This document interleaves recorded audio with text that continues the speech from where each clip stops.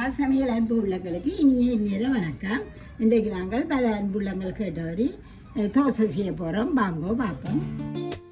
தோசை அதுக்கு உளுந்து ரவை, இது பச்சை ரவை அவிக்காதது, சோறு, அரிசி, இவ்வளோதான் வெந்தயம் உப்பு தோசைக்கு வேணும். சம்பலுக்கு செத்தல் மிளகாய், வெங்காயம், உப்பு, புளி, உள்ளி, தேங்காய் பூ. வாங்க அப்படி செய்யலான்னு பார்ப்போம்.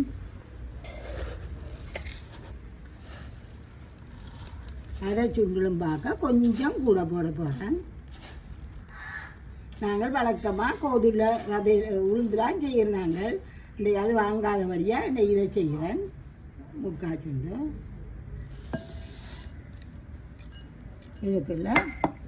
இதுக்குள்ள நாங்கள் உங்களுக்கு வெந்தயம் ஒரு கரண்டி வெந்தயம் போடுங்க, 2 கரண்டி அரிசி போடுங்க. இதுவும் நான் கைக்குத்தி அரிசி தான் போடுறேன். நான் வழக்கமாக இல்லாதபடியாக அதை போடுறேன். 2 கைப்பிடி போடுங்க. இதை இப்படியே 2 தண்ணியில் வடிவாக கழுவுவோம்.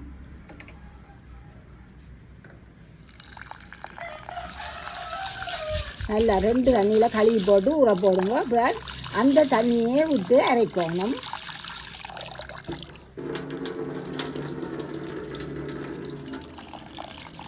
உளுந்துக்குள்ள கல் அதுகள் இருந்தால் அடியுங்கோ. கல் மண்ணது இருந்தா நாங்கள் குடிக்கிற தண்ணியே விடுவோம். இதை இப்படியே ஒரு இரவு 8 மணித்தால ஊற வைப்போம். இப்படியே தூக்கி ஊற வச்சு விடுவோம்.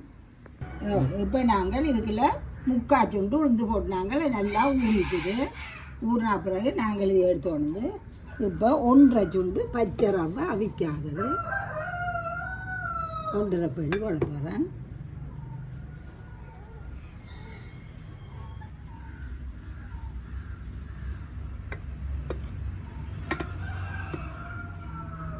கொஞ்சம் கூடி குறைஞ்சா பரவாயில்லை. இப்போ நாங்கள் இதுக்குள்ள இந்த சாதாரணமான தண்ணி தான் விட போகிறேன். மட்டத்துக்கும் கொஞ்சம் மேலே விடுமே, இல்லை களியாக போயிடும். அளவாக விட்டிங்கன்னா களியாக போயிடும். இப்படியே இதை அங்கால வச்சுட்டு உளுந்த அரைப்பம். உளுந்த போட போகிறோம். இதுக்குள்ள அரிசி உளுந்து இருக்குது.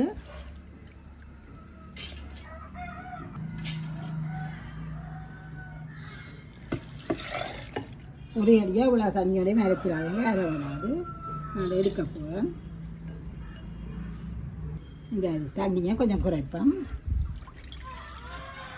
அது இதை காணாட்டி விடுவோம். இப்போ இந்த சோத்தில் இதில் ஒரு 4 கரண்டி போடுங்க. நீங்கள் எண்ணத்தில் சமைச்சாலும் சோறு போட்டிங்கன்னா ஒட்டாது, மற்ற புளிக்கும். அப்படி சோறு இல்லாட்டி இளநி விடுங்கோ. 4 கரண்டி போட்டுருக்குது. இதை இப்படியே கொண்டே அரைச்சி கொண்டு வருவோம். நீங்கள் சமைக்கிற சோறை போடுங்கோ. பாருங்க, அரைச்சி கொண்டு வந்துட்டேன். இதை இப்படியே விடுங்கோ. எல்லாத்தையும் வலிச்சு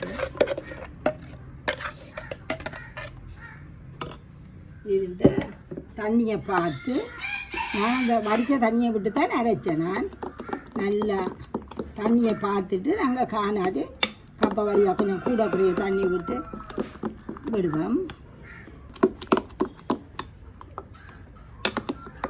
இப்போ நாங்கள் இதுக்குள்ள கொஞ்சம் மஞ்சள், இது நான் ஆரம்பத்தில் செய்யக்குள்ள அடுத்த நாள் தான் உப்பு போடுறேன். நான் இப்போ 2க்கு எனக்கு வித்தியாசம் தெரியல. அப்போ ஒரு எரியாக போட்டுட்டு வச்சிடுறது. உப்பையும் போட்டு நல்லா இது கொஞ்சம் தண்ணியை கலந்து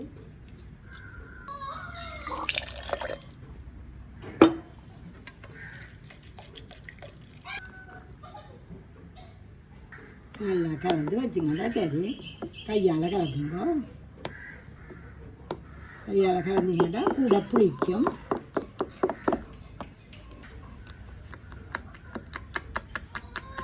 இப்படியே மூடி வைங்க. இது இந்த இது பொங்கும் மற்றபடி அது காணாது. நான் பெரிய பாத்திரம் கொஞ்சம் பெரிய பாத்திரத்தில் மாற்றுவேன். இதுக்கு எல்லாம் போட்டாச்சு. இப்படியே நாளைய காலம்புரை எடுத்து சுடுவோம். குறைஞ்சதை 8 மணிக்கு தான் பிடிக்க முடியும். வாங்கோ என்ன மாதிரி பொங்கி இருக்கண்டு வேறுங்கோ.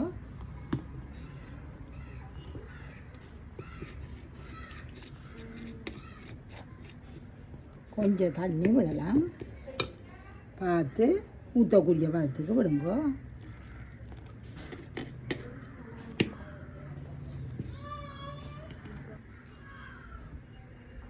அங்கால அடுப்பு எரியறதுக்கு அங்கால தாளிக்கிறதுக்கு ஆயுதப்படுத்துவேன். இல்லையே விடுறேன். விட்டுட்டு இப்போ தோசைக்கு பொரிச்சு எடுத்துக்கிறேன். தோசைக்கு சம்பளுக்கு பொரிக்க போகிறேன்.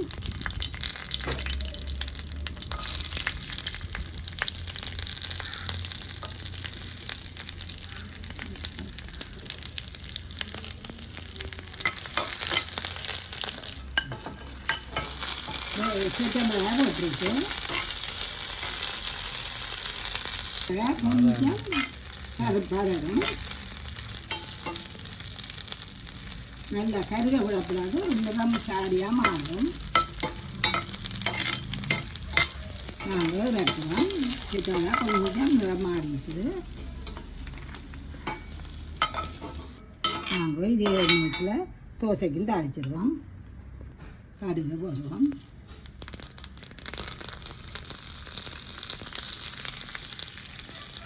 பெருசாக வட்டி போட்டோம். சின்ன வட்டி போட்டு தாளிக்கிறதுக்கு சித்தமிழாக போடுங்க. கருவேப்பிலை போடுங்க.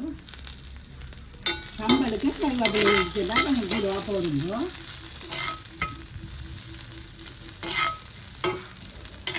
கொஞ்சம் உருவாட்டம் நல்லா தாளிச்சுட்டு சின்ன சீரகம் கொஞ்சம் போடுவோம். சீரகம் சரி. இது வெங்காயம் கொஞ்சம் பெருத்து போச்சு. நீங்கள் சின்னதாக வெட்டுங்க தாளிக்கிறதுக்கு. அப்போ சின்ன சீரகம் பொரிஞ்சு நல்ல வாசம் பெருது உங்களுக்கு நிப்பாட்டுவோம். அடுப்பை நிப்பாட்டு போட்டு தோசை மாத்திரை வறுப்போம்.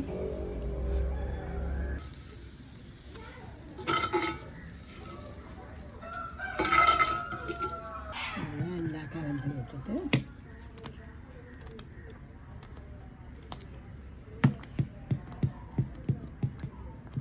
உப்பதுகள் காணும் போட்டு கட்டுசி வேணுங்கோ.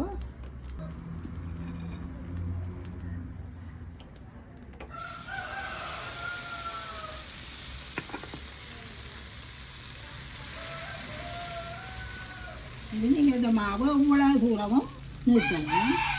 அப்படியே நீங்கள் சுற்றி கொண்டு போனீங்கன்னா இவ்வளோ 2-3 கரண்டி விட்டு சுடலாம். பெரியதாச்சு என்றா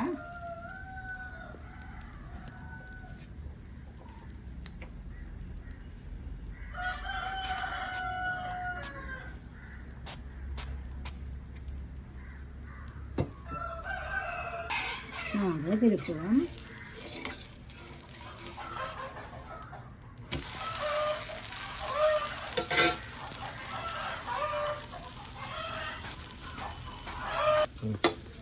இன்னொரு தோசையை சுட்டு போட்டு நாங்கள் சம்பல் அரைக்க போவோம். இதே மாதிரி செய்யுங்க. இப்படியே வரும்.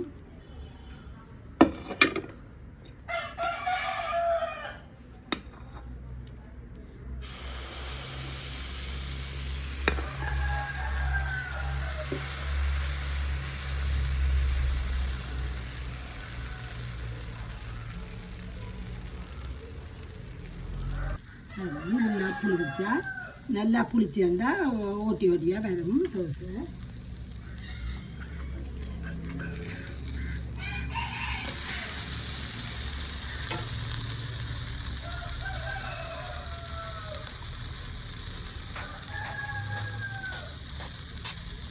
நான் காய்ச்சிக்கு எண்ணெய் பூசவும் இல்லை.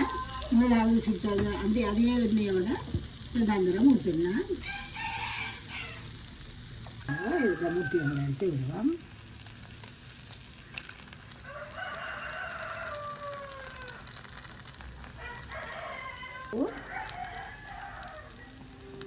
மிளகு நீங்கள் இதில் சிலராக்களை விரும்பலாம், தனி மிளகாத்தூளும் போடலாம். இது சாப்பிட்றாக்களை விருப்பத்தை பொறுத்து அரை அவியலா முழு அவியலா அவியல் முட்டை மஞ்சக்கறியில் இப்படியே மறைச்சி வச்சுட்டு நாங்கள் சம்பளை அரைச்சி அடுப்பணி பாடி போட்டு சம்பளை அரைச்சிட்டு விளையாடலாம்.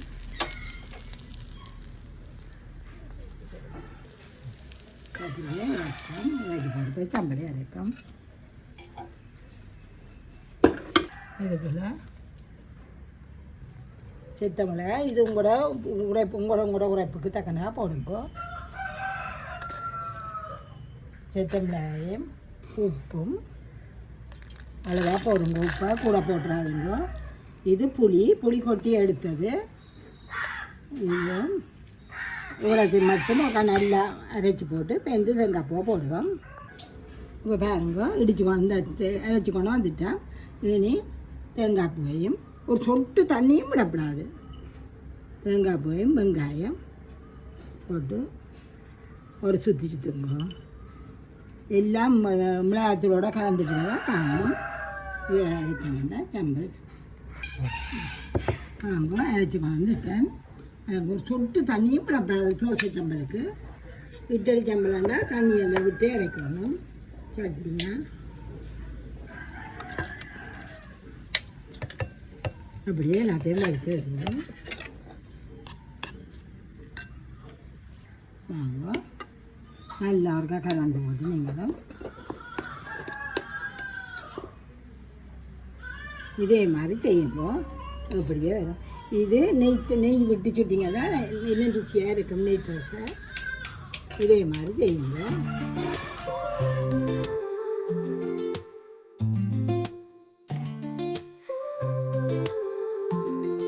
யார் சமையல் அடுப்படி நம் அன்பு எல்லாம்